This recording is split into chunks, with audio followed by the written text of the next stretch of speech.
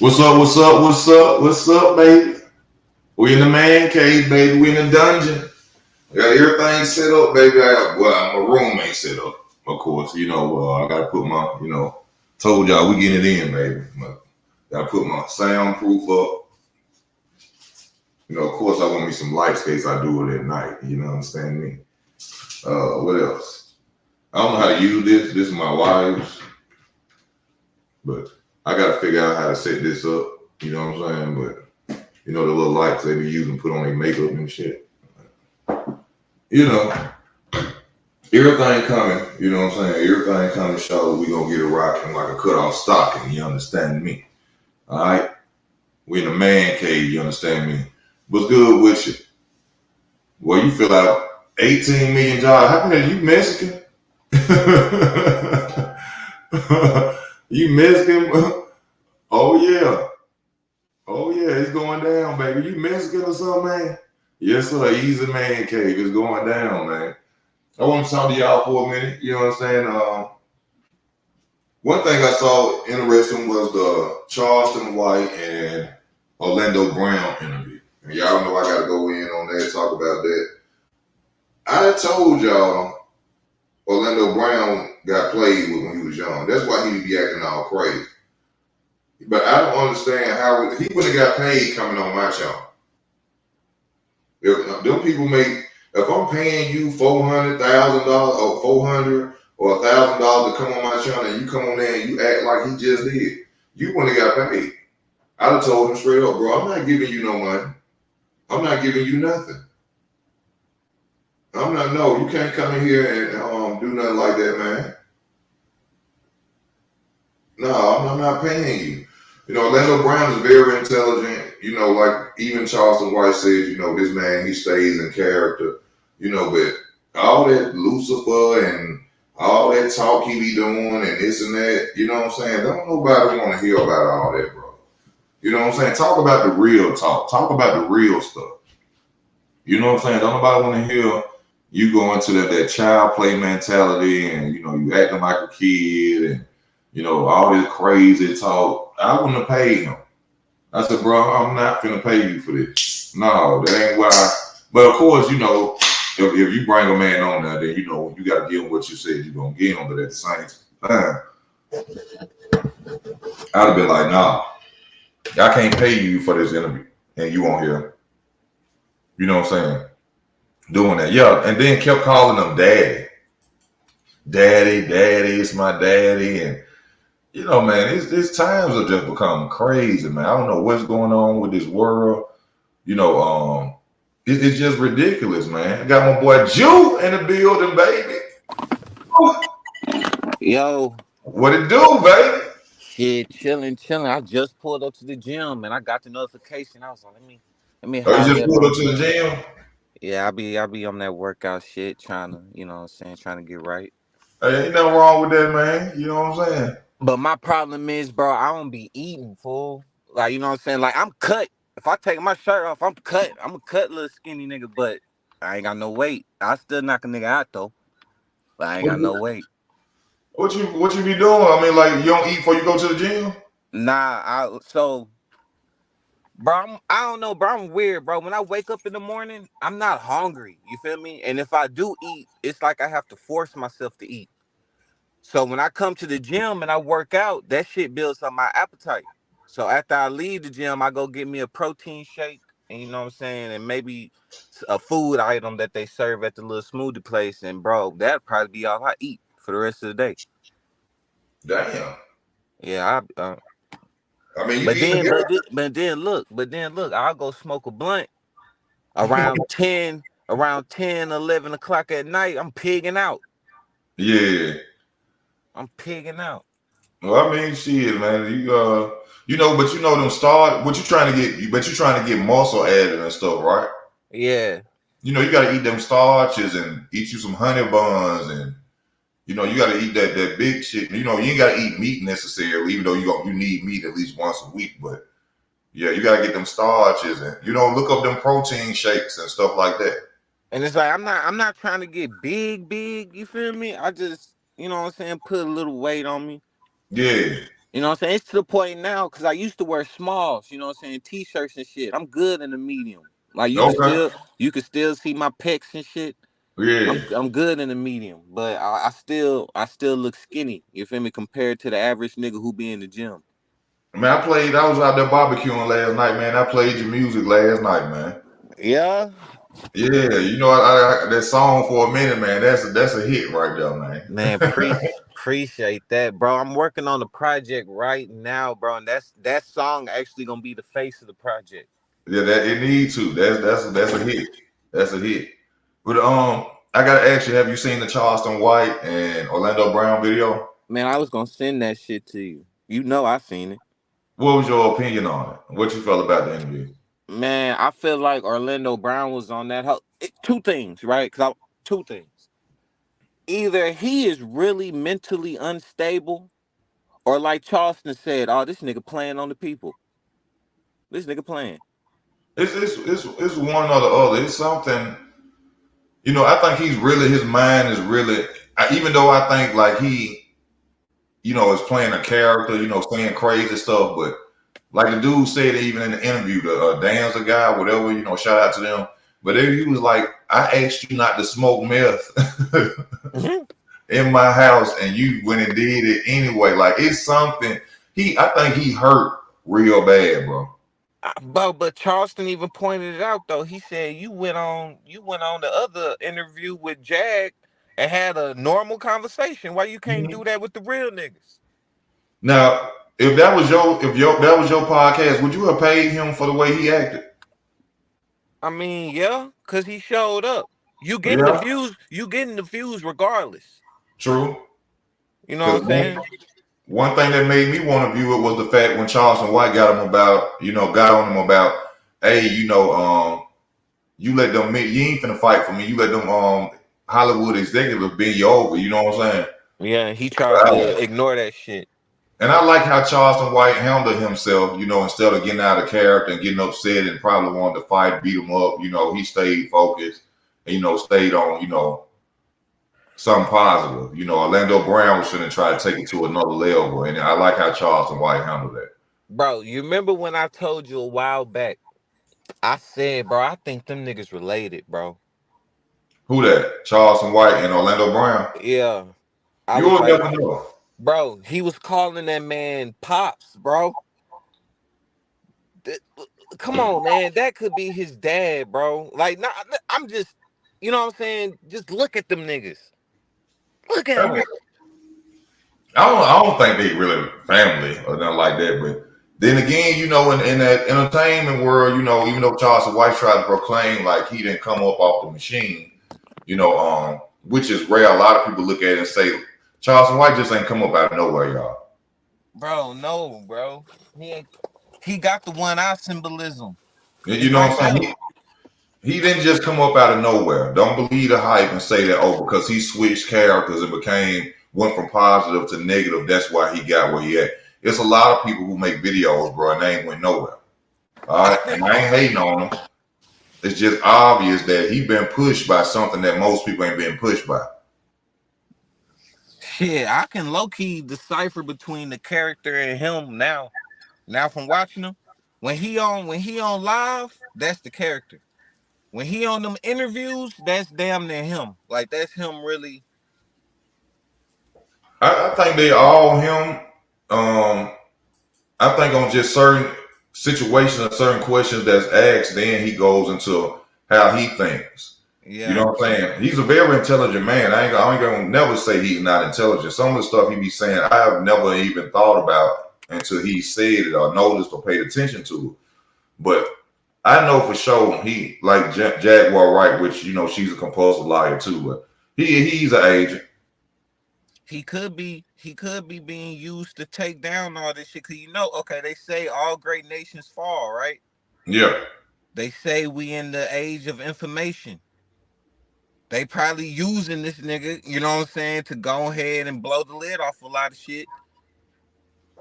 But then again, they say it's two different. Like, okay, when you talk about masonry, right? Mm-hmm. You got two different lodges. Lodges. You got the red and you got the blue. That's why you got Meek Mill and not Meek Mill, Drake and Kendrick beefing right now. That shit ain't nothing but two Masonic lodges going against one another. And to blindfold the people and have you thinking about Kendrick Lamar and Drake beef, you know, which Yeah, I don't really care about. This could be Charleston White. You know what I'm saying? They could be using this nigga to take down certain shit. I don't know, bro. But I do feel like he's being used. I see the one eye symbolism on him. You know what I'm saying? It's right there. People just ignore that shit. I mean, and he has some good messages. You know, I give Charleston White, they had some great messages, especially about the black community. But the thing is, nothing's going to change the black community. And even he said that nothing's going to change us until it's something major or dramatic that's going to happen. You know, we're going to have to be, like I always say, we're going to have to be something chaotic for all of us to join together and change and see that we need to stick together more than anything. You know, I think that, you know, he's no different than Cat Williams interview, Monique interview, anybody who's celebrity, you know, that makes it, you know, just to blindfold the people, to keep your eyes shut, you know, and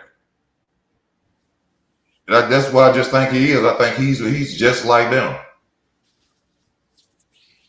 You know, like the guys who was getting on at one point from California, you know, I can't think of his name, old guy with a glass and stuff like that. You know, Charleston say he do all these things for the community, but yet at one point when he started, now that he started getting the money and he started making a lot of money, now he's saying F the community. I only go and help children, but we ain't never seen you do nothing that help the children. Bro, but what are you doing that help children? Them people on them podcasts, they be acting like they know what the nigga doing and shit. They don't be knowing, they just be agreeing with. What up with your? Let me welcome AC on to the channel. What up, AC? How you doing, bro? Yeah. What's good, bro? What's good? Basically, salute to everybody on the panel. Salute to everybody watching. Make sure y'all hit that like button. Please hit the like button. But basically, I tend to steer away from a lot of the conspiracy theory stuff type stuff out there. Mm-hmm. I just look at one simple rule: when they show you who they are, believe them. So there is no if you follow that logic, you don't find conspiracy theories. You just see, all right, this person is an asshole, this person is a coon, this person is a traitor, this person is X, Y, and Z. This person is down for his cause. You got to understand, when these people get this money, understand this. Don't nobody complain about capitalism until after they made millions of dollars, when you really, really think about it. And then when they do make all of this money, they tell you these BS things on how you make money. And that's not how they did it. They'll tell you shit like, oh, you got to stay focused. You got to stay on the grind. You can't let nobody tell you. You can't sleep. You just got to be up 24 hours a day, 7 days a week, just doing it. Okay. What about eating, sleeping, taking a shit, and everything else that you do as a human being? Yeah, they act like they never did that. They act like they weren't doing that on their grind. Exactly. They act like there wasn't a group of people that they would that financially back them to a certain degree, and then put them where they got to go. They act like they didn't make connections once they was there, when things were early. When things were early. You know what I'm saying? Like when you look at hip hop in the 90s, and you just look at sports in the 90s, in the 80s, black folk wasn't making money like that. No minority was really making money like that. Then come into 2000 and everything, everybody's making money like that. So but the black community, they people started low key making a little money in the 90s though. Certain people, not everybody, not the whole entire black community. Because you think about this. In the black community, right? You had the young kids who were going to school. Then you had young kids who were going to school and playing the streets, like I was. I was one of those kids that knew how to play the streets and also go to school and keep a job. So I knew how to get money on both ends. You feel me? Because of the OGs I was working with. The OGs I was fucking with was telling me and my people's like, nah, I don't want y'all to do what we do. We made mistakes. We went to jail. This jail shit ain't that jail shit ain't what it is. Make sure if you're gonna do things like this, get a lawyer first. Don't get a car, get a lawyer. Mm-hmm. So that lawyer's on retainer. So if something do happen, you good money. You can get up out of that. You feel what I'm saying? A lot of cats didn't do it, so they went back and forth to jail and then became part of the jail society. And then this is where a lot of other things were born because dudes were just angry that they got caught and had to spend time. And they're trying to rationalize their crime through it being somebody else's fault. And this is also something like you were speaking on, you know, they tell you can't sleep, you got to grind like this, you got to do this, which is very unlogical because nothing from nothing leaves nothing. Exactly. You could come up with a patent right now from one of the best ideas, one of the best inventions of the world. But if you don't have the money to push it, that means somebody else is gonna have to get you up there and they're gonna get a percentage off what you made. Exactly. They might try to take your shit. You're almost definitely. They gonna take it. That's the very definition of capitalism. Capitalize on the next guy's unfortunate situation. And then if they know what situation you in, let's say these people come to you, say, hey man, I got this idea, I made this patent for this thing, I want to try to sell it. They come to your neighborhood, they looking around, like, oh, he stay in an apartment, his car ain't really like that. They gonna try to buy it from you first. Yeah. Ain't gonna want to be no partnership with, because they know you thirsty and you need the money. So, you know, when these guys get on there, these celebrities get on there and on TV go talk about, oh man, I did it like this, I grinded all night, I couldn't sleep and I didn't eat, I was stayed focused. They lying. Yeah. See, you a human being. Your body requires rest. Unless you a cyborg running around, you the Terminator or some shit. Them niggas might be cyborgs, nigga. You had to take a nap at some point. And then here's the other kick. Here's the other side of it. The AC part of that is a chef. I'm a chef. I do consulting work, right? Mm-hmm. I open restaurants 100 miles an hour, right? No one is telling you why you can't get a loan to do what you want to do. No one is telling you exactly the reason why you can't get that loan. They'll tell you, oh, you got to get your credit score up. You gotta do this. You got to do that. You got to open up an account and get this and get that. Okay. Average nigga who got a car that he paying note on, that's in somebody else's name on their credit. Their grandmama, their auntie, their uncle, some shit like that. That's you. That's the average. Mm-hmm. There are some exceptions where young dude just got the bread to buy the car, or his family just extended their credit, generational wealth type shit. Yeah. You feel what I'm saying? Now, for the average person, here's the issue. It's a mathematical formula that prevents you from getting the credit loan. They tell you need a 680. Okay, I got a 680 credit score. Oh, all right. Now when you apply for the loan, it's like, okay, how much debt do you have? What do you mean? I don't really have debt. Oh, see, we're looking for someone who has at least 3 lines of credit, 3 trade lines, and each trade line needs to be about $5,000. You live in a neighborhood where the per capita income is $30,000 to $40,000. How you gonna carry a debt of half of the per capita income of your hood? Hold on. So you said, excuse me, they say you need a 680 credit score to get a loan, right? Yeah. And then you get it. And then you go back to them and say, well, hey, I got a 680. Can I get a loan now? So they want you to be in debt with somebody in order for you to get a loan? Yes, sir. That's like suicide, right? And here's the thing: the debt is usually greater than the per capita income of your neighborhood.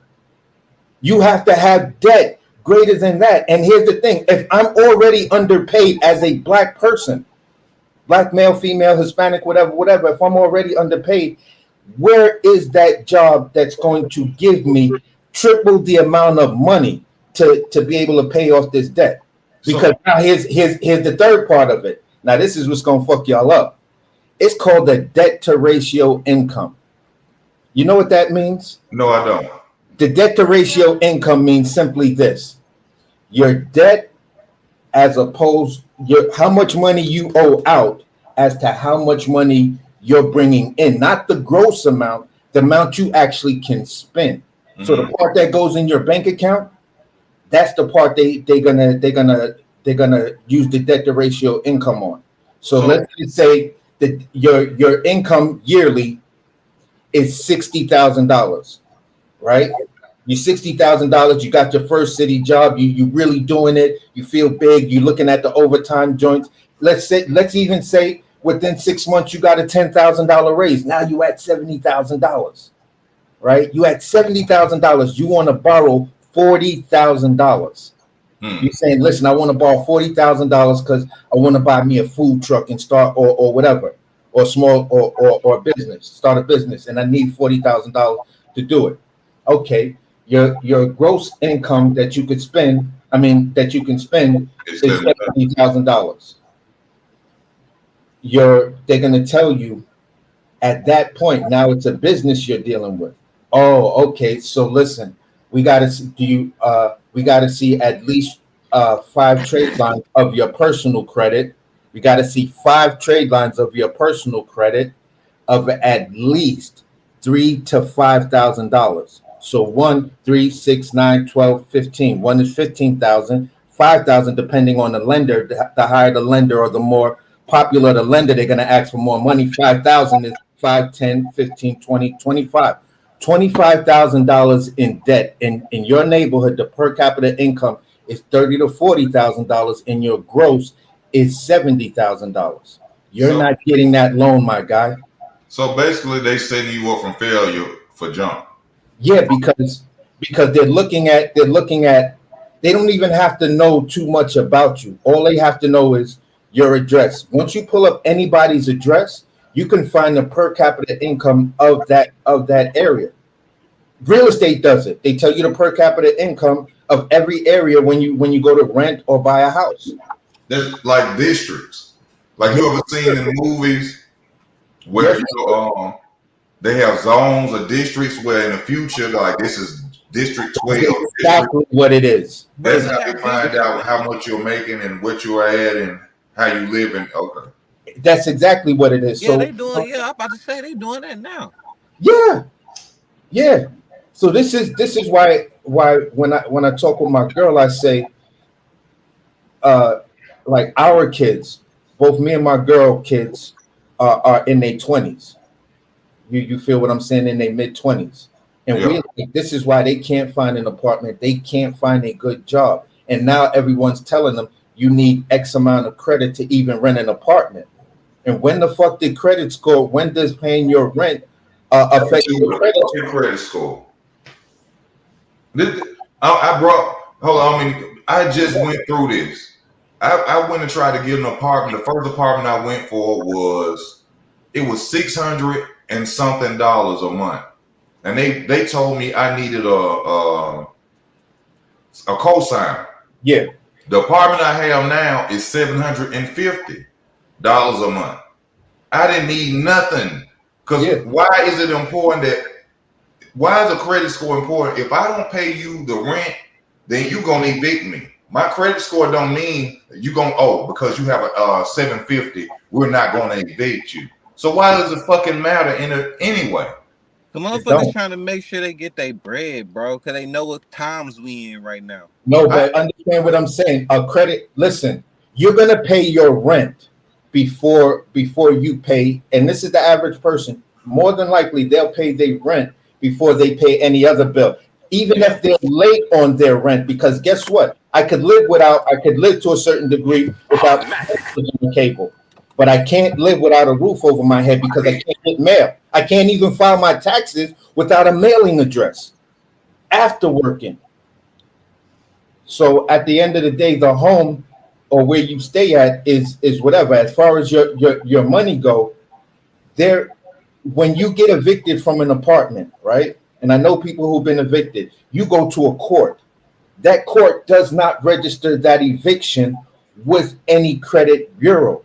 So the reason why they're asking you for credit is because it's a new form of discrimination, of housing discrimination. This is the thing Dr. King for housing discrimination. So when you bring in your credit score, most poor kids ain't got credit because their parents can't extend a line of Up credit. the nickname when they was young. Yeah. So it's just that simple, my guy. And then you get like y'all was saying earlier, the big distractions where everybody's talking about it on the regular news and everything else. Like, who really gives a fuck about a beef between Kendrick Lamar and Drake?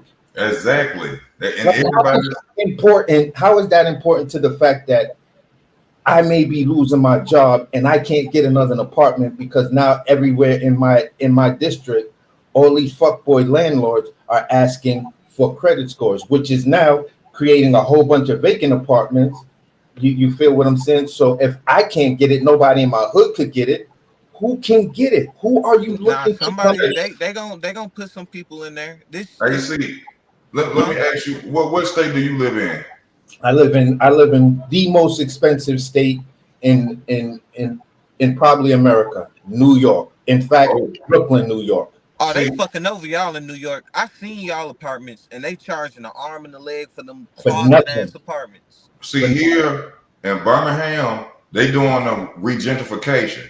yeah, You know, they building a lot of stuff in the white community. They coming in buying houses and taking over and everything. You know what I'm saying? Like the community I live in, this is one of the hoods, and my rent is $750. The yeah, other night, me and my wife is laying in the bed, and we hear a shootout like it's at the OK Corral. You heard? yeah, But because of the fact that they know, and our apartment is remodeled, so I know that's why I had to go up too. But at the same time, these people are coming around here that they buying up everything. It's a park right down the street, look like it don't even belong in this neighborhood, bro. For what's going Bro, on around here. bro, yeah, it's a hood out here called Third Ward that they doing that same shit, right? On Yeah, one side of the street, bro, you'll have a set of high rises. Right across the street, nigga, you got the hood. yeah. Bro, they doing the same shit out here, bro. yeah. It's being done. It's being done everywhere, and they call it, gentrification. Like in Bed-Stuy and Brownsville and East New York, those were like the hoods of Brooklyn. hmm You know what I'm saying? Now you got coffee shops and bicycle lanes. And you know what the people, not that I'm racist or anything when I say white people. Yeah, What the white people are doing, when they'll come in here and buying your house and renting out their old houses for cheap. So now the white communities are finna become black communities. yeah. Now here's the thing. I was beefing with some dudes on another jump off, right? And we got into this conversation, and I was saying to them, listen, the reason why a lot of this shit is gentrified is because I said, speaking for me in New York, right? Speaking for me in New York, you had Russell Simmons, he's from Queens. Mhm. Queens is in New York. You got Jay-Z, he from Brooklyn. Brooklyn is in New York, Uh-huh. right? You have Queen Latifah, she from Queens. You feel what I'm saying? Now I mentioned these three because these three have broke the glass ceilings as far as New York rappers, as far as being on TV shows and producing shit, movies. They cross all platforms, right? Yeah. I can ask you this. Have they done anything for these communities? That's my point. That's where I was getting ready to go. Why the fuck during the 80s and 90s when all of these abandoned buildings and these abandoned buildings with commercial spaces up under, why didn't y'all buy them? Y'all went over and bought homes in New Jersey, in white neighborhoods in New Jersey. Now, again, I am not racist. I am multiracial. I'm Native American, Irish, and black. Oh yeah, we all Native American. All black people Native American. We were here. We've been here. So basically, I'm saying it like this. When you look at how they moved, they bought Ciroc companies. Diddy bought Ciroc. Jay-Z and all of these dudes bought alcohol companies to sell right back to the hood, but you never bought any property. Like okay, I was willing to give Tank a huge amount of credit when he was supposed to have bought up that block of houses in Baltimore, and then the next day it's all a fire. I automatically knew from everybody I deal with in real estate that was a scam. Wait, it He got did that the to shit collect caught the on money. fire? Yeah, Oh, they caught on fire the next day, right? yeah, the very next day after it was reported. Oh, But then you never heard him rebuilding. You never heard that he had insurance. You never heard anything. And it's ain't an that insurance thing. ain't is don't people do that for like insurance fraud and shit? Yeah, yes, sir. Yes, sir. On cars, store. Hey, it's a dude down here. He a MMA fighter. I know this dude. My brother done grew up with this dude. He an MMA fighter. Um, built this club right up the street from my neighborhood where I grew up at, Collegeville, in the projects. Up the street, it's a little block community of black people who have little stores and stuff. This man built a club with TVs hanging off the wall. One of the best.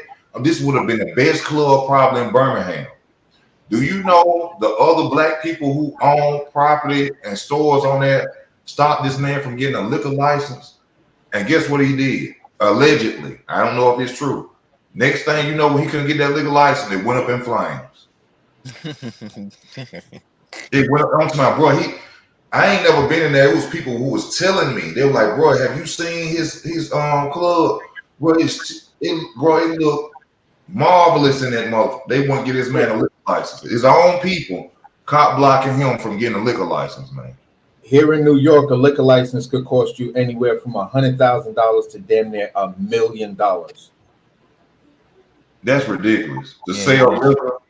Yep, because you got your fingerprinting, you got boards, and depending on where you live at, the board is gonna dictate to you what it is, and the board is only gonna take that money, split it amongst themselves, and that's pretty much it. That's your payout to the board, to the community board. This is why I think, and it took me to get grown to understand this. Half the stuff we learned in school, I was in home economics baking cookies when I was 12 years old. Why don't they have classes on financial literacy, like he just said, or you know what I'm saying, credit and how to manage money? These are things that should be in school right now. Because this not a country, bro. This is a corporation. True. We got shit fucked up. We still think this a country. My niece is a college graduate that can't read cursive. Oh, that's crazy. Yeah, because they start teaching. They don't teach cursive right down here no more. They've been stopped teaching that in school, and that's why for us, for me and my peoples, we make jokes sometimes on young people. It's like, listen, I could write a letter to you in English right now that you can't read. I could write you a letter that could save your life. I could say, hey, in cursive, hey, this guy gonna come up to you at 9 o'clock and he gonna try to kill you, and they're gonna be sitting there at 8:59 trying to read. And she's gonna come knock me out. It's sad, but it's just that funny. But like I said, bro, it's you just got everybody trying to sell you their perception, not the real perception. This is why, in minority schools, because I went to a minority school, but it was well funded. Mm-hmm. It was extremely well funded, and believe me, we took financial literacy stuff. We had to start a business in my school. Yeah. Everyone had to start a business. You had to put it on paper. And some people actually took what they put on paper that I graduated with and made a real business out of it. You know what I'm saying? So certain schools give you that ability. Like certain schools, not every school let kids, dissect a bird or a frog or a worm or whatever. A lot of that stuff tends to fall into the budget of the district. If the district is super poor, then your resources are next to none. And that's not how free education should actually work. But then when you get all of these, sports figures and shit like that that's trying to say they're trying to change the game, these are the critical areas that you're not doing. You can get money. Nobody's complaining that you open up whatever you open up for these little kids, because it's hard to read the value once these little kids get big, and then you just using those schools and all that type of stuff, foundations, to make money for yourself. They're all tax write-offs. But the real work starts once the kid is old enough to start working. because now this is where you're going to teach them how to work, maintain a standard of living, get your bank account. You know what I'm saying? And then I could start to show you how to play this credit game properly. Let me pause till this fire hydrant go by. Fire. Well, now, by you being from New York, we gotta get into this little global talk. What's going on right now? They on did it back. They on did it back, and y'all two on here with me. I want to know how y'all feel about the video that came out with him and Cassie. Him attacking Cassie in the hotel, and what you think gonna be the future. And also by you being in New York, what do y'all feel? Well, how is New York felt? How has New York felt about Diddy, and what do you think is the future of P Diddy? But I'm gonna keep it a opinion with you. Here in New York, the issue has always been we never really liked that dude. Oh, really? Yeah, Diddy was never like Biggie, where everybody loved Biggie. Diddy was the type of dude that I've seen in clubs. He's the type of dude that I've seen get the shit smacked out of him a couple of times. Oh, I can't really hear you. Your background. No, that's not me. That's me. My bad. Okay.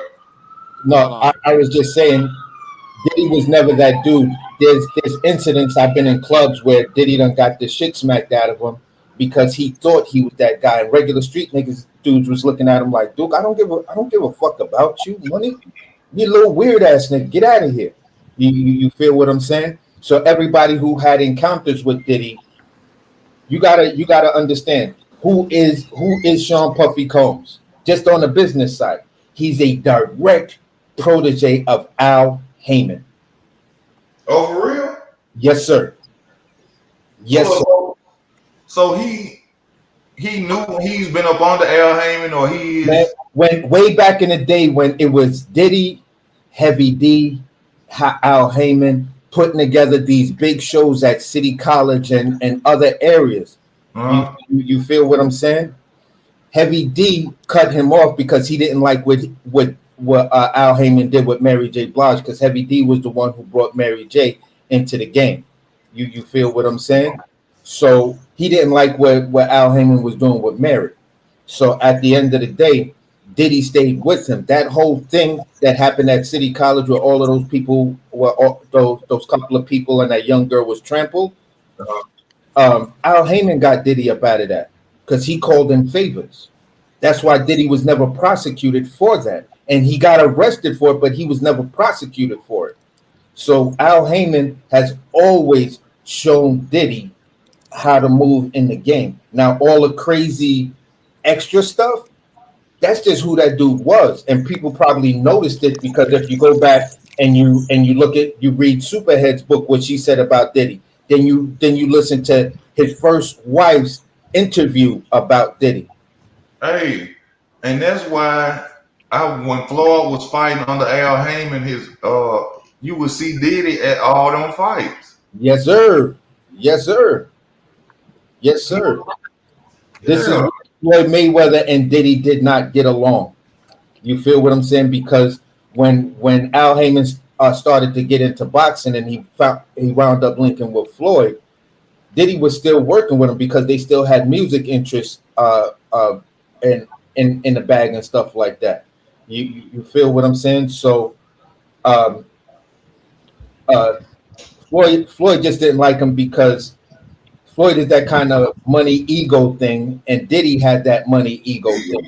Two black men with money ain't gonna get along. Hey y'all, I'm finna walk in the gym now, bro. All right, bro, have a good one, Drew. Thank you for coming on. Right. Have a good workout, bro. But that's all I'm saying right there, because at the end of the day, people that know Diddy never really dealt with him like that. You know what I'm saying? They say, listen, he'll make you your money you need or whatever, but you need to keep that man at arm's distance. Biggie didn't even like that dude like that. He comes across very cutthroat, and from what I've been seeing with the Locks and Mace and many other people, who always have something to say about him, and which You know, this is something that really bothers me about the situation because it takes a strong man to know that a man is stopping you from feeding your family or withholding major money from you. Uh-huh. I'm surprised P Diddy ain't been, and I hate to say it, I wish nothing on nobody. I'm surprised ain't nobody sprayed him up or got him. Bro, that's listen. His office now has police dude. There's a guy where you think he's just a security dude, but once he stands up behind that desk, you see the jump off on him, and you can't get to the office until the first dude at the ground floor calls up and you have an approval to get on the elevator. So back in the day, um, let me Little Kim and some dudes came to see Diddy. Biggie People came to see Diddy to put hands on him. The Locks came to put hands on Diddy. Craig Mack came to put hands on Diddy. Yeah. You hear what I'm saying? We talking about all of the artists that made Bad Boy Records. At one point, they all was like, "Listen, I'm about to go in there and fuck this dude up if he ain't got my money or check right now." Yeah. You feel what I'm saying? When Biggie passed, Mace carried the torch. Yeah. Mace was that guy at that point, and you know, for Mace to have to catch him on a radio talk show and bring a contract of them like you own the biggest publishing, you own the Locks publishing, you know, that's just greed. That's just And like that's what the Locks was beefing with him because they said, "Listen, in order for us to get paid the way we supposed to, you got to cut our publishing loose." And he was like, if that's the case, you tell them Rough Rider niggas, you know, y'all got to pay me $10 million each for publishing. so the thing is though, dollars to buy the Locks out, I gotta pay $10 million to get my publishing back. that's ridiculous. Yeah. And That's this is why Styles was like, "Listen, I'm about to listen, just hold me down when it happened, just make sure, but I'm about to go see this dude." Like Styles is really ready to go in there and put two in this dude's head. yeah, because you stopping me from feeding and then they couldn't like he wouldn't release them from the contract or anything, right? So that means like I can't make music at all because I'm still signed to you. He allowed them to make the music because he's gonna get his cut for being who he was to the Locks anyway, like Al Heyman does. You can go fight on the zone if you want to, but you're gonna give me my 35%. Yeah, the same reason why we couldn't get the Terrence Crawford and Errol Spence fight because Al Heyman was still in control of Errol. Exactly. Until Errol got rid of him, and then Errol started negotiating for himself. Mhm. That's what made the fight. So at the end of the day, where did we see that before? Diddy with the Locks, because he would not let their publishing go. He did the same thing with Craig Mack, and Craig Mack was like, "Okay, whatever. I'm already sickly, so I'm done." Because Craig Mack could have used his publishing and all the unrecorded records to just sell those to make money. Like, go ahead. And he tried to play 50 Cent when he wanted to sign Mace. He told 50 Cent, "Give me $2 million to release Mace to come to G Unit Records or whatever." And 50 Cent said, "Mace ain't worth the $2 million, ain't worth $2 million in his pocket. Mm-hmm. Why would I pay you?" And because this is longevity in the past, time has passed. Mace ain't as hot. He done turned to a pastor and everything. Yeah. Why would I give you $2 million like this is 1998? Yeah. You don't know. Exactly. So that's when you look at Al Heyman's behavior, it's, for me, it's always easy to see it. And this is why people come into even the sport of boxing not knowing who they are and their worth. You're an independent contractor. That's all you are. You signed to a company as an independent contractor. You know what I'm saying? I had to realize that when I became a chef to maximize my profits, because my skin color is different. I'm the only raisin in that bucket of milk. So I got to make sure I'm plump, I'm good. So I had to realize that, listen, here's the deal. I would tell them like this: I don't want to be on your payroll, because if you take me off your payroll, whatever you pay me, you can put it as a consulting fee, and then collect you and then just pay me my straight money. I deal with my own taxes, but you get a $3,000 to $5,000 incentive from the state using a consultant, or from IRS using a consultant in the restaurant business. They're like, do you have that? And can you prove that to me? Yeah. This is where I got this copy from IRS in Albany. This is something that bothered me about, and I told the people on my channel this. If Homeland Security, which basically is the FBI or worse, you'll never know. They all the same thing.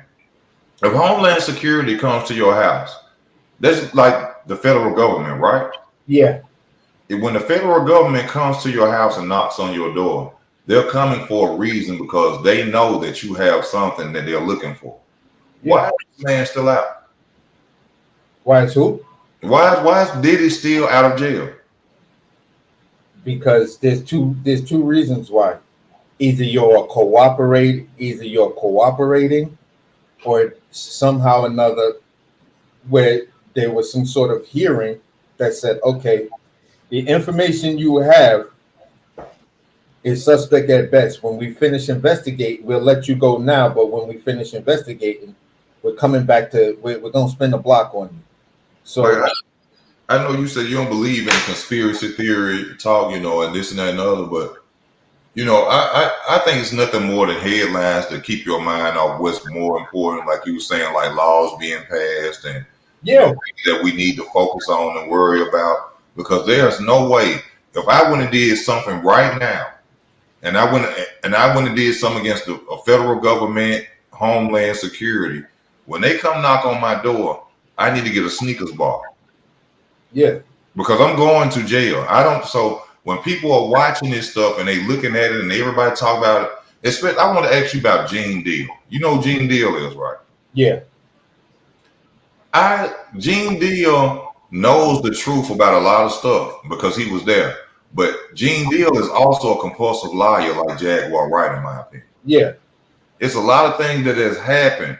And he can tell you anything word for word with Puffy, because he was in security. He can tell you that. But certain stuff I know for a fact that Gene Deal is lying about just to make money. And I have no problem with that. But I'm wondering, when are these people going to come out and just tell the truth? And that's the whole thing. That's everybody who's involved, can make money. Whether you telling a story that's factual, but what they call salacious ingredients in it, you add in those salacious ingredients. If the public buys it, guess what that does? That increases your check. Mm-hmm.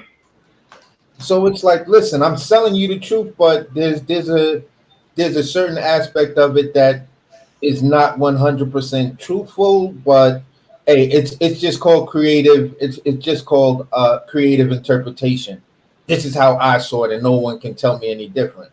Oh, all right, but it's not 100% true. You know what I'm saying? Jaguar Wright. What do you feel about Jaguar Wright? I do my best to try to give her respect when she's talking about certain things. You know what I'm saying? Because she was in those circles. You feel what I'm saying?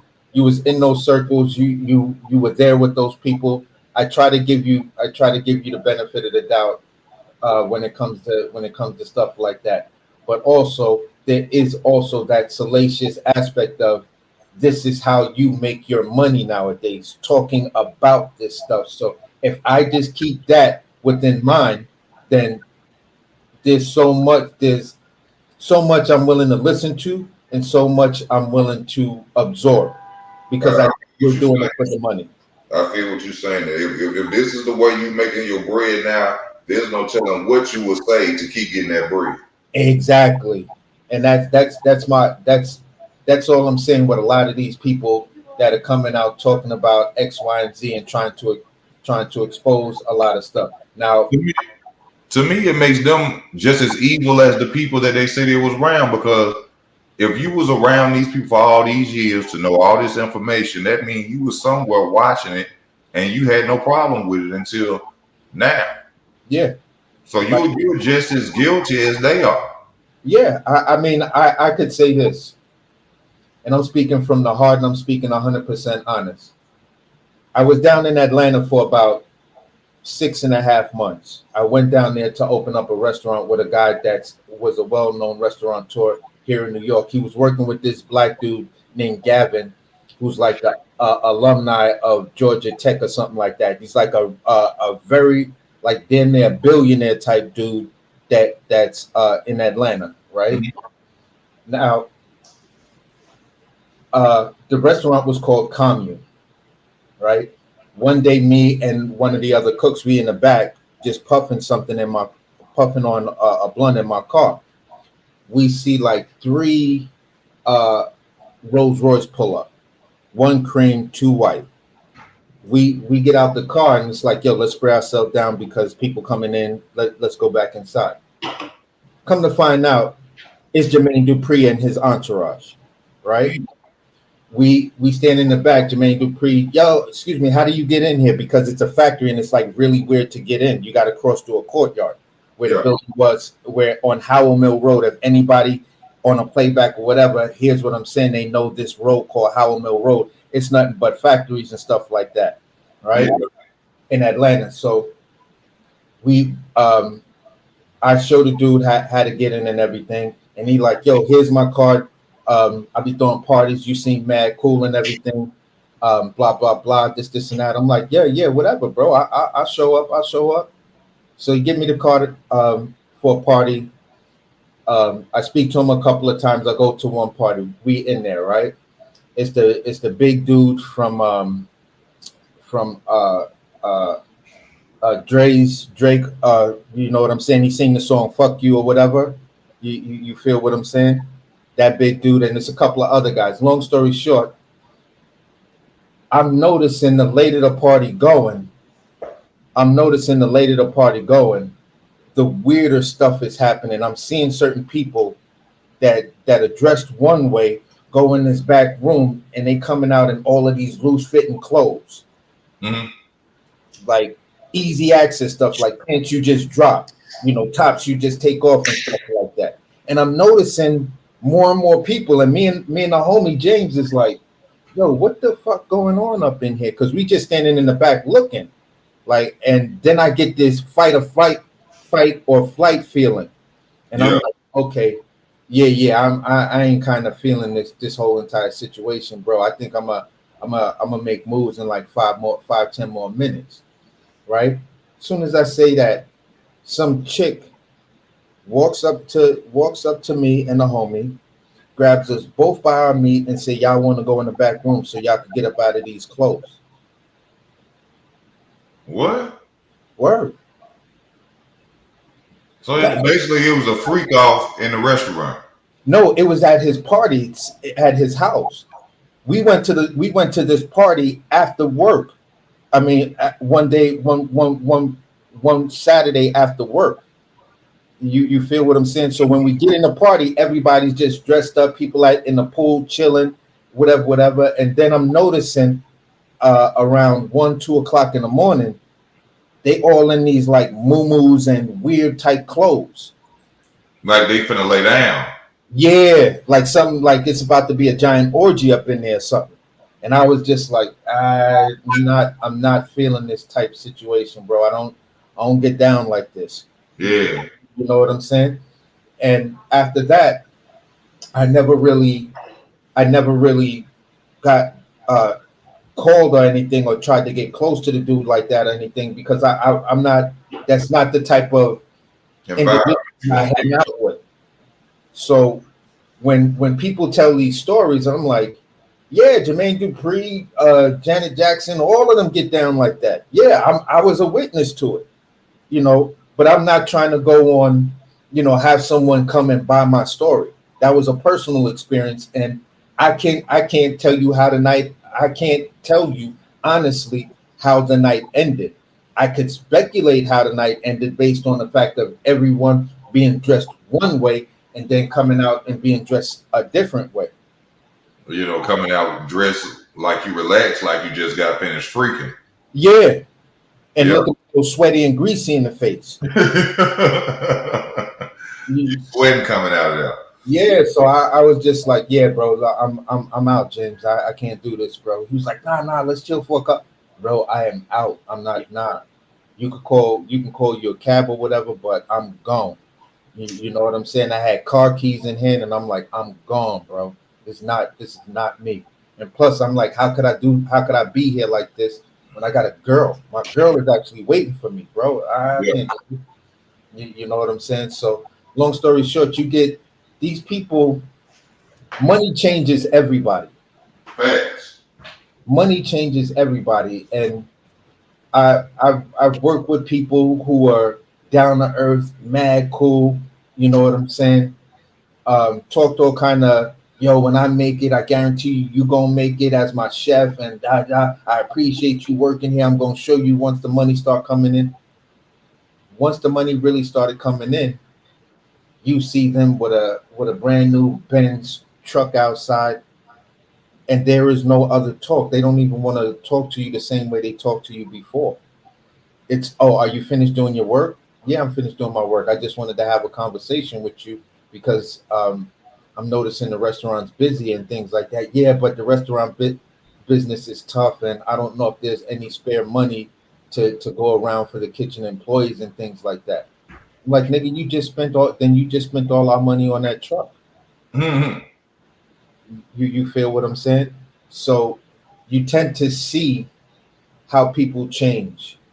You know what I'm saying? Yeah, dudes that you grew up in the hood, they seem to make it, and then what's the first thing that they want to do? They want to get out the hood instead of putting that money back into the hood and buying up the stuff to make the hood better. The only ones who actually did it in the past were drug dealers. This is where a lot of communities, black communities, got their parks. And that's Got why their the black community used to support the drug dealers more than the pastors.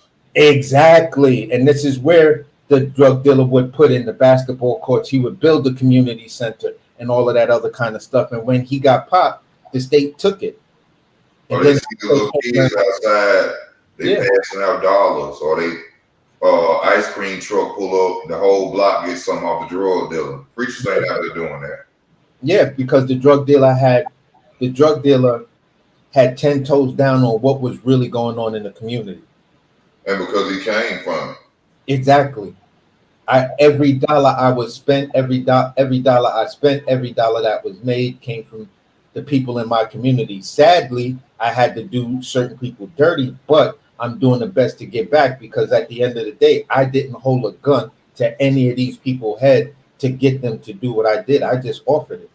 And that's something I see in the community today with all this violence going on, all these murders going on. I have yet to see one black church. Also, I've yet to see the Nation of Islam. I wonder, do the Nation of Islam even consider themselves as black people? Because they care nothing about it. No, I don't even know where Farrakhan has taken the nation today. I just, like, there's a dude that lived down the block from me. He be getting out his DJ equipment, and sometimes he just be blasting out these Farrakhan speeches whenever he holds them, and they be the live ones, his most recent. And sometimes I'll just turn my TV and everything off and listen, and be like, what the fuck is this dude talking about? You're not teaching nobody about how to. You're not teaching none of them in the Nation of Islam how to create wealth. They're creating wealth for you, but how do they create wealth for themselves? How do they create generational wealth? You're not teaching them how to go out and buy property. You're not teaching them how to go out and buy a home because the home is the first step to generational wealth. I mean, before we get to the wealth, we got to fix what's going on. We could all be rich if we had the right mentality, the right mindset. I mean, he did a Million Man March years ago. I was a kid then when he did the Million Man March, but those times was not like the time. What about a Million Man March today, Mr. Farrakhan? Why you ain't out here calling young black men to come meet up and talk somewhere like you did at that point? I believe that the Million Man March at that point was nothing more than a conscious head count. Let's see Yeah. how many black men in America are conscious enough to follow Mr. Farrakhan and bring him up. That wasn't nothing but a head count. Yeah, and to show government entities and electoral entities His power. how he has to gather mass amounts of people.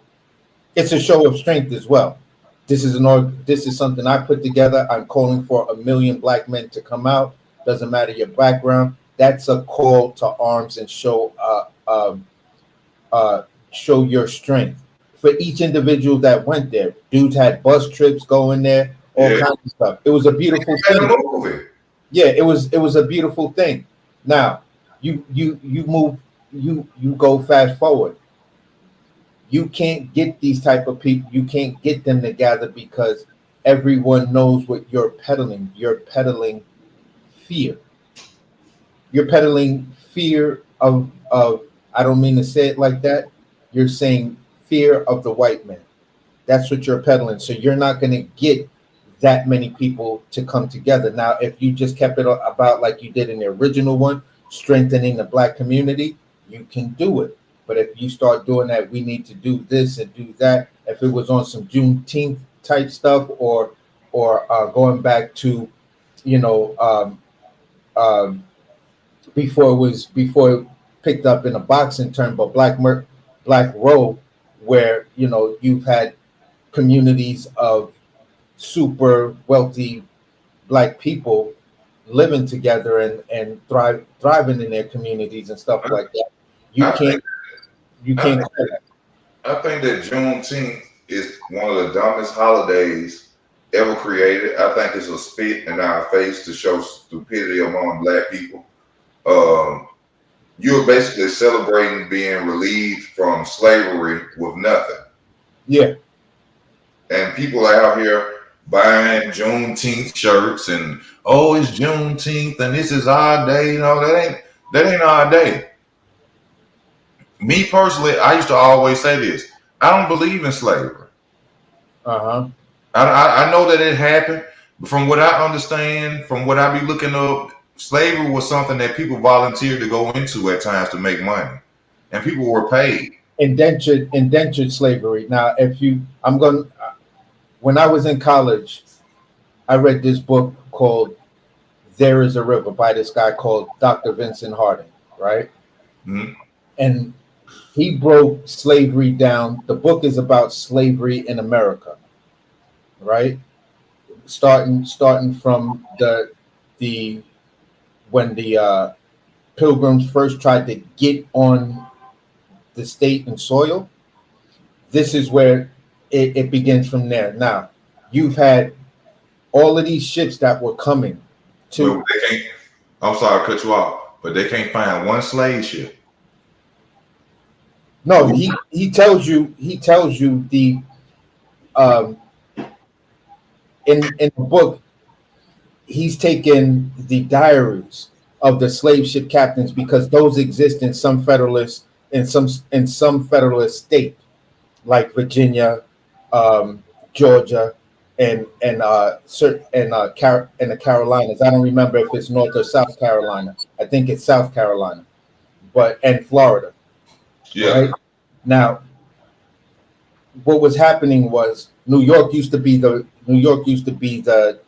port because New York is actually named after British towns that actually exist in the UK or England. There is a New York there. You feel what I'm saying? So my tribe, being the Puspatuk Shinnecock, us and the Mohegans would swim out, and when these ships would drop anchor, murder everybody on the ship. Mm-hmm. Then they started sending more ships with guns, right? And There was a treaty made. There was a treaty made that gave us Thanksgiving, right? If you go ahead. this one thing that always troubles my mind when they talk about slavery. You know, in those days they supposedly had the single shotguns where they had to stuff down in there, right? Yeah. How is it that you can make if they actually went to Africa and they ran across these warriors. These were untamed warriors. These were men of men, and they came over there with. Basically, today, this is what I'm saying. If they come to your community, a black community, right now with a single shotgun, and we got knives and spears, half of them ain't gonna make it out of there. Here's the now. In his book, he also explains that. He also shows you the tribes who were actually helping the Europeans capture slaves because it was a turf war. If I'm beefing with you, and I know you have lots of land that you run around, and I want that land, and I want your females. What's the best way to do? What niggas do nowadays when it's competition over drugs? You pick up that jack and you call the police and you dry snitch on somebody. Mm-hmm. So slavery wouldn't have happened if it wasn't for other participating Africans. That's the actual fact. No one can deny that. It wasn't. Go ahead. And this is also one thing when they speak about Africans and they talking about the fact that Africans sold other people out. The fact that they sold other people out, they say they sold out Israelites. To this day, Africans cannot stand us. I know this for a fact. I done met Jamaicans that didn't talk crazy to me and said shit about me. You see what I'm saying? Yeah. So if you think I'm lying, anybody watching right now, excuse me. If you go to an African, when you see them, ladies, if you getting your hair braided at an African hair shop, keep calling them your sister. When you go to an African man, say, "What's up, my brother?" Watch what they tell you. You are not my brother. You are not my brother. You are not. I come from something that is very, very different than you. You are not my brother. And I would always tell them niggas, listen, here's the fact, bro. We know. I mean, they know. We are not Africans. Yeah, I'm like, you weak ass niggas sold us out and they took the strongest and best of us in America. There's nothing about us that appears or look African. They know that for a fact. A lot of people always say, why didn't the African people come and save us? Because we ain't African. People have to understand we are Native Americans. We are Black Indians. Look, from I can only say this. My tribe, Shinnecock Poospatuck, there's a lot of very brown-skinned people because we were part of the Underground Railroad. It's in every museum that's here in Brooklyn. They talk about my tribe. You feel what I'm saying? They talk about the Shinnecocks. They talk about Harriet Tubman. They talk about the Underground Railroad. They talk about Long Island. Here in New York, that stretch of land that's called Long Island that has Nassau, Suffolk, Queens, and Brooklyn all on the same body of land, there has never been a slave or a slave plantation. It's always been free slaves. When our powwow happens, our powwow starts off with a dance that's dedicated to our Aztec Quetzalcoatl and the other gods that we deal with because we understand we're the descendants of Aztec people. What's the black group that came out in the 70s or 80s that was wearing Indian outfits? There was like, I don't know if there was like the first people started rap or something like that. It's a group. Oh, you talking about Afrika Bambaataa and all of them? Like Afrika Bambaataa used to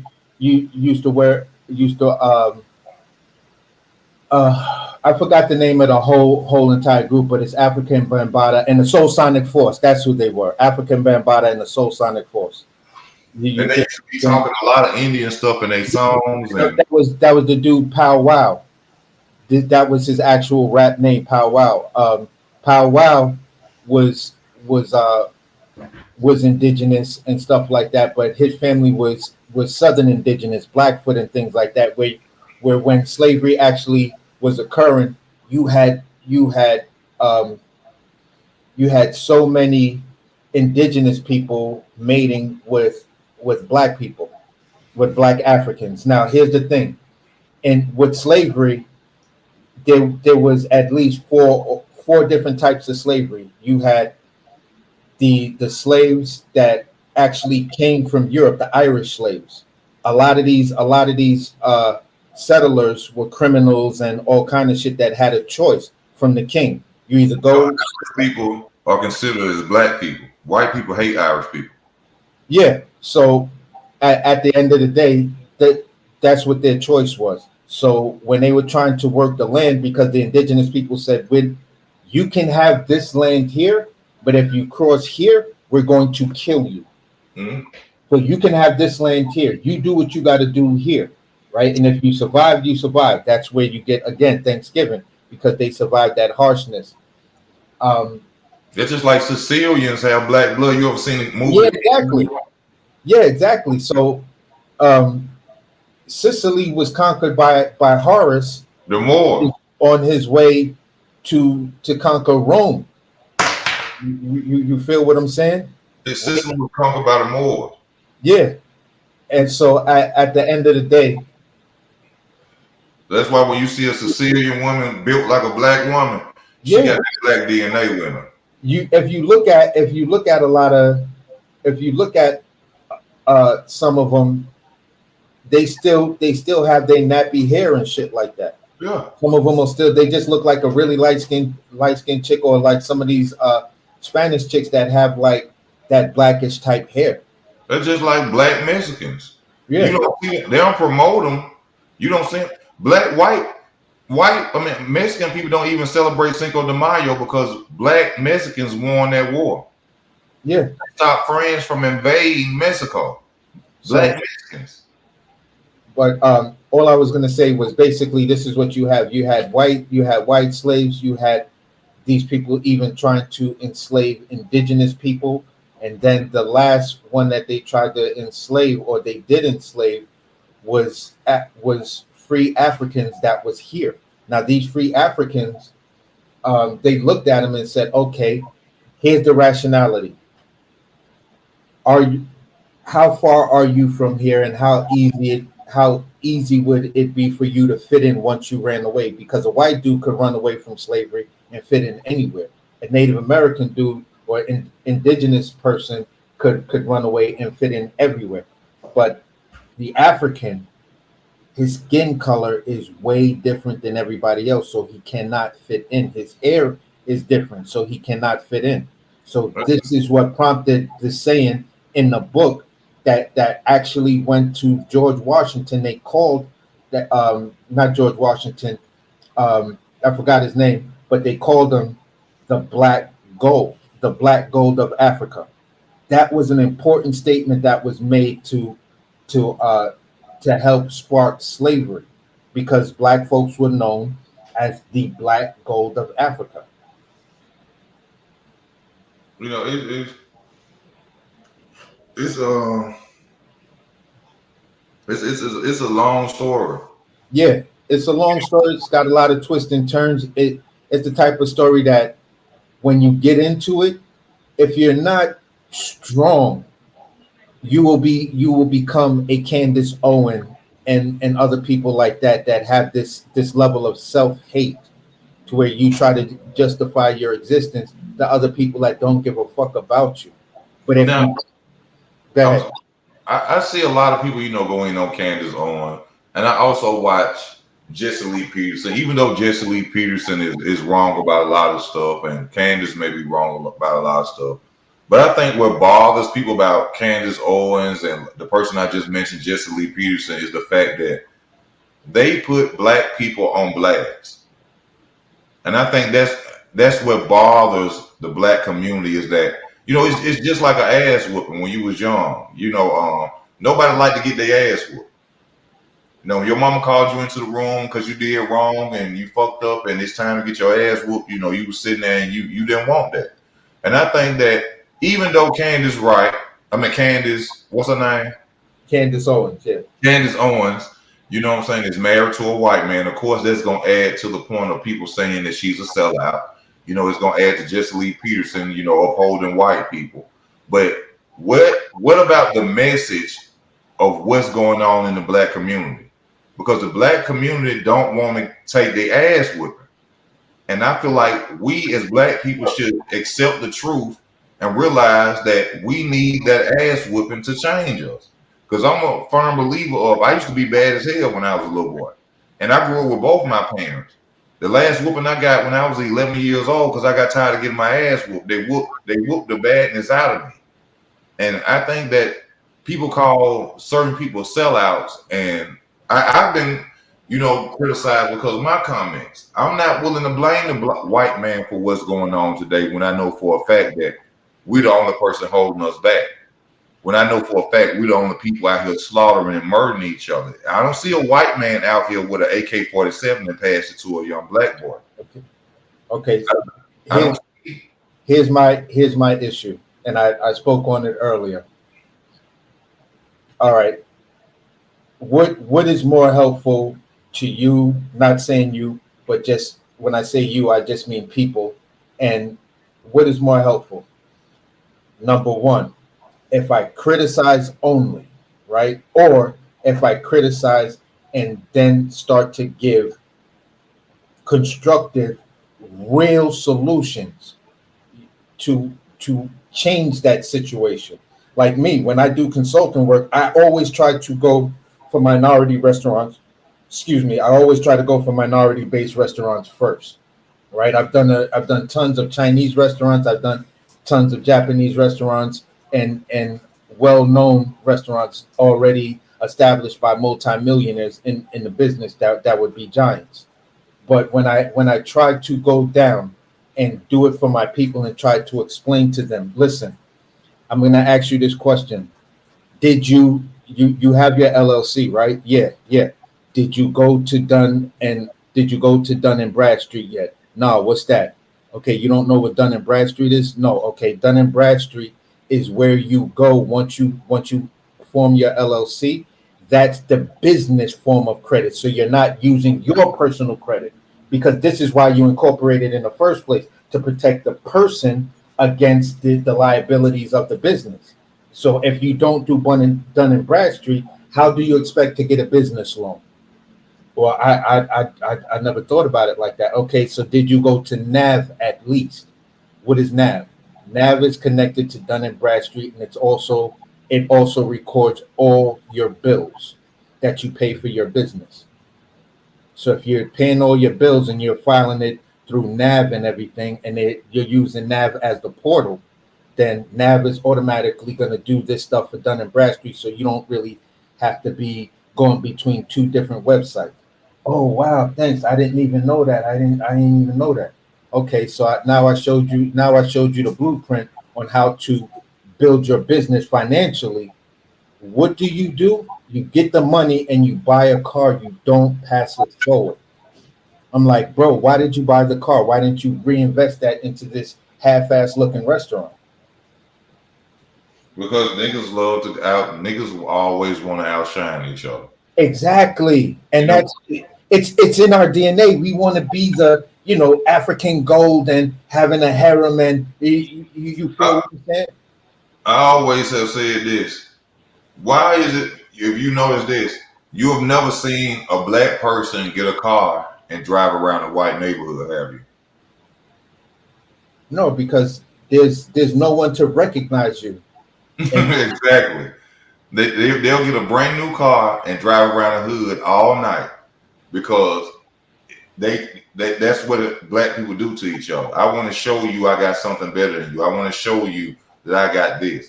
But I have never seen a black person roll around a white neighborhood in a Mercedes-Benz 3, 4, 5 times. Yeah, because the police are stopping me like, what you doing over here? Not only that. Oh, then they said you menacing. Not only that, but they children drive that. Yeah. They 16-year-olds who just got a permit. That's his first car. That's the first car he done got ever, a Mercedes-Benz. But yet they'll ride around the community. That's just what we do as black people. We love to stun on each other. So I got this, I got that. And I've learned this, even with YouTube. I learned that YouTube is like it's like being on the streets. I done been on people channel. Hey man, how you add a video to this? How do you do this? And the same thing if you go and ask somebody how to fix your credit or how you get a loan. The first thing they're gonna give you is, oh man, I had to go through this. I didn't ask you what you had to go through.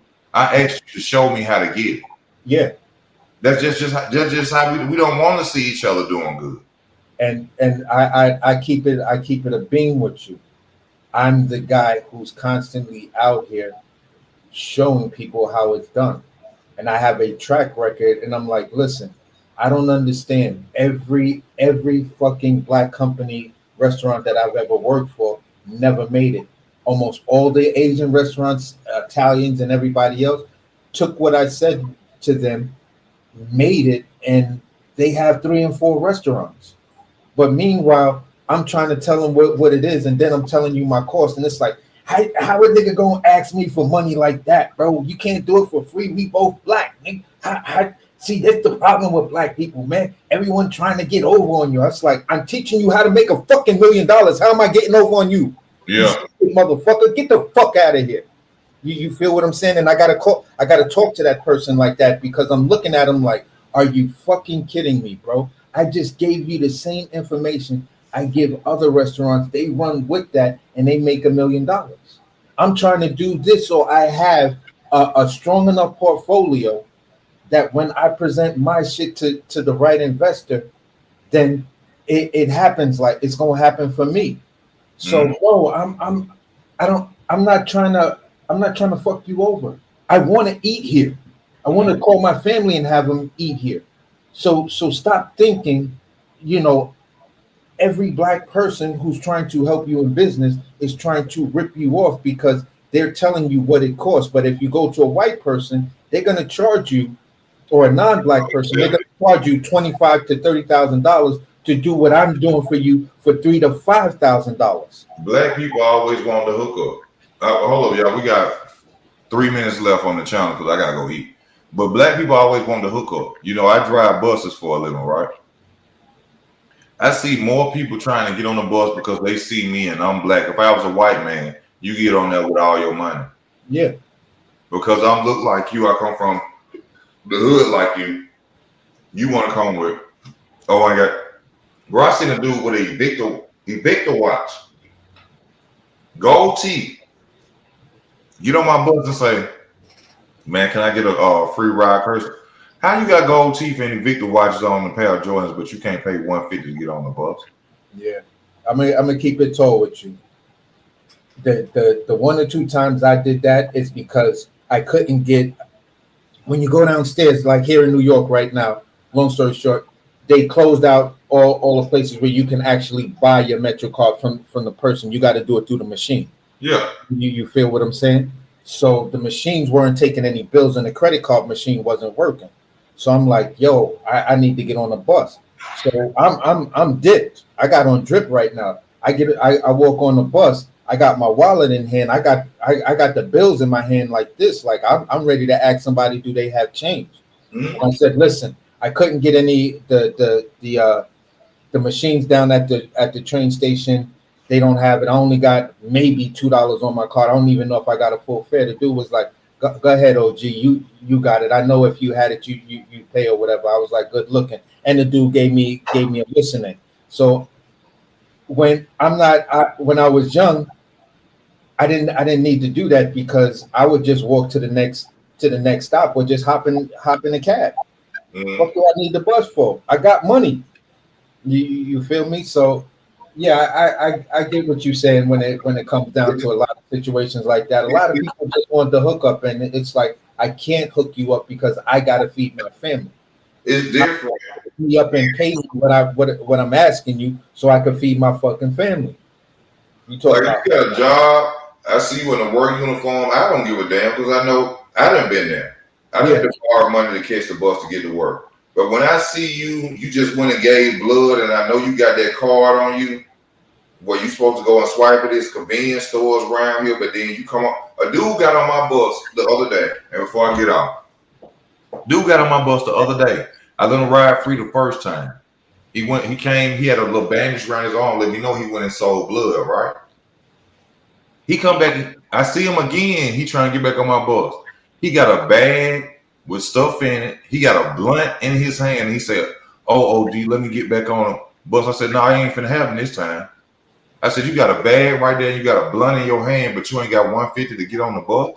He pulled out a $20 bill and went to asking people, "Anybody got $1.50? All I got is this." I wanted to put his ass off my bus. Because you knew you wanted to ride the bus. You just left the store. Why do you get changed? Because you want to go and smoke some weed. Yeah. You want to go get high, which is none of my business. I done been there before, but I'm just saying, stop thinking that you're supposed to. The problem is with the world most days with black people. Stop thinking you're supposed to get by with everything. It's rules to every fucking thing in life. It's rules. And that's all I'm saying. It's like, listen, you can complain about the hood as much as you want, but at least give me 1 or 2 episodes of me watching you where you're coming up with concrete stuff that you can pass on that other people just don't know to help them build their business, to solidify their business, to buy property, to do whatever. You know what I'm saying? If you know about these public land auctions and stuff like that, go tell us when they happen, how to get involved in it, because you own the land that's big. You know what I'm saying? So I don't mind, when we're cooking on the fact that, all right, as a community, the community needs to be stronger, and these are the steps to get the community strong. You know what I'm saying? As opposed to just every day you telling me what I'm doing wrong. So I'm like, so in your mind, what the fuck do I do right then?